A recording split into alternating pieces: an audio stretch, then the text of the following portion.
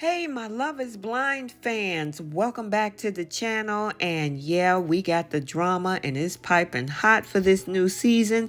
And it's only just the beginning in Love is Blind season 7. So grab your popcorn because we're diving deep into these couples like we're sipping on the finest tea. And baby, it's spilled everywhere.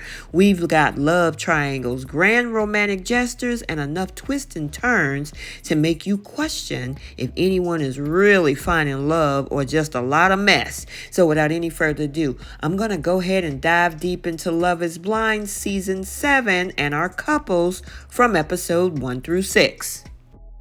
So let's start with Taylor and Garrett, talking about nerd love with a side of flowers. Now listen, Taylor and Garrett had me right at, can I call you G? I mean, can we say cute overload? And from the get-go, these two were vibing harder than a science fair team at nationals. And when I tell you that they bonded over scientific tattoos, oh yeah, you know it's real. Forget love at first sight. This was love at first atom. Now, Taylor got a hydrogen formula. Garrett's rocking the uncertainty principle. Seriously, is this Love is Blind or nerds going wild? Either way, I'm living for it. But don't let those equations fool you. This love story had its hiccups. Taylor wasn't exactly jumping to share her Chinese heritage because she didn't want anything about her looks clouding Garrett's judgment.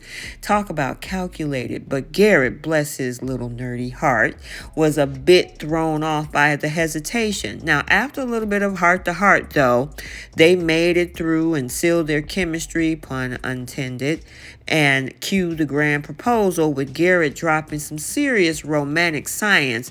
Molecule me wants to be with you levels of nerdy hotness, talking about swoony. And of course, these two are off to Cabo with more momentum than an atom in a particle accelerator.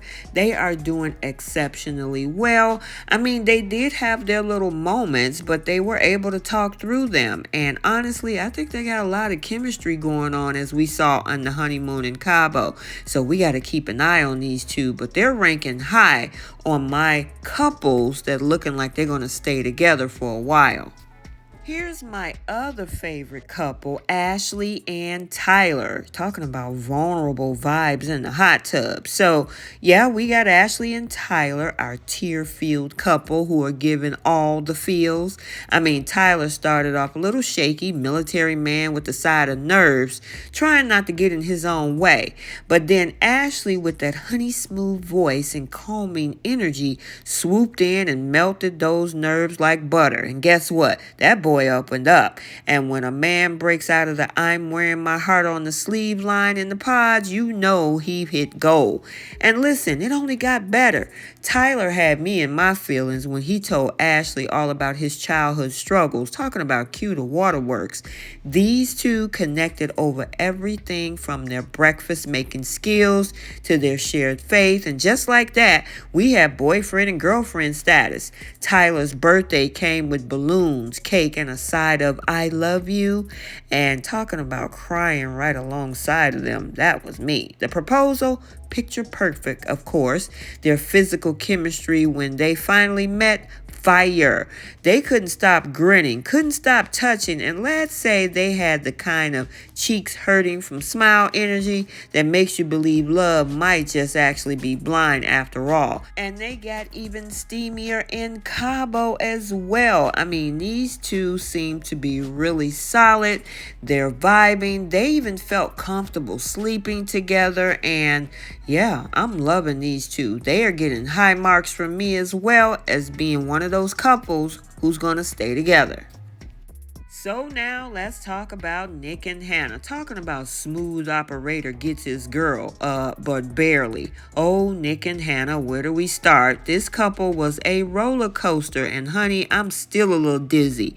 Nick, the football player turned charmer, was laying it on thick from the start. I'll be your Taylor Swift if you'll be my Travis Kelce. I mean, Hannah was eating it up. But just when you think things are smooth sailing, Hannah gets cold cold feet because of Nick's suave persona. Talking about smooth talkers for messy situations. Am I right? But here's the kicker. While Nick was busy wooing, Hannah was low-key making googly eyes at Leo on the other side of that wall. Yep, the classic love triangle dilemma. She was this close to ditching Nick for Leo, but in a plot twist, she spun back around and apologized to Mr. Suave himself. And can I say the drama was absolutely delicious. Now, Nick forgave her. They went all in on love confessions, and the next thing you know, they're engaged. But wait, when you think they're solid, Nick ends up flirting with another girl on a plastic duck. And Hannah's not here for that foolishness. She hit him with a list of grievances. And now their engagement is looking shakier than Jenga on an earthquake. Can they make it? I'm not so sure. But I'm ready for this mess that's sure to follow. And in my opinion, they're going probably almost to the bottom in my list of the couples maybe not to make it. We now have Monica and Steven, the real ones with the real talk. Let me tell you about Monica and Steven. Now, they are the couple that give me a little bit of hope. Now, from the pods, they hit it off with some real honest communication. Steven wasn't afraid to lay it on the line, telling Monica about his past relationship where he emotionally cheated. Now, most people would be running for the hills at that point, but not our girl Monica. Oh no, she saw that vulnerability and said, well, we're all human. Can I get an amen? Now, these two opened up about everything from political views to family heritage, and their conversations just got deeper and deeper. When Steven revealed his mixed race background and Monica shared her experiences as a Black, Latina, and Native American woman, it was like watching a master class in emotional depth. Now, by the time Steven got down on one knee, the tears were flowing. And when they finally met, instant sparks. Sure, Steven might talk a little bit too much, as we saw in Cabo, for Monica's taste, but they're still staying strong in Mexico. And you know what? I am here for it. So now let's talk about Alexandra and Tim. Can we say faith, family, and fight? The 3 F's. Now, Alex and Tim had me clutching my pearls from the get-go. These two bonded fast over their faith, family, and the stars aligning. Literally Virgo and Leo vibes, which technically is not a match. And when Tim opened up about his sisters who passed away, gifting Alex with a bracelet that belonged to one of them, cue the tissues. I mean, the way he talked about marriage, I don't want to get married, I want to die married. Honey, if that don't give you chills, I don't know what will. But then came the drama. While things started off peachy keen in Mexico, it didn't take that long for tension to bubble over. So off camera, they had an explosive argument that left Tim questioning everything. Alex admitted to shutting down emotionally, and Tim, he was feeling like he'd been belittled and unheard. Bless their hearts.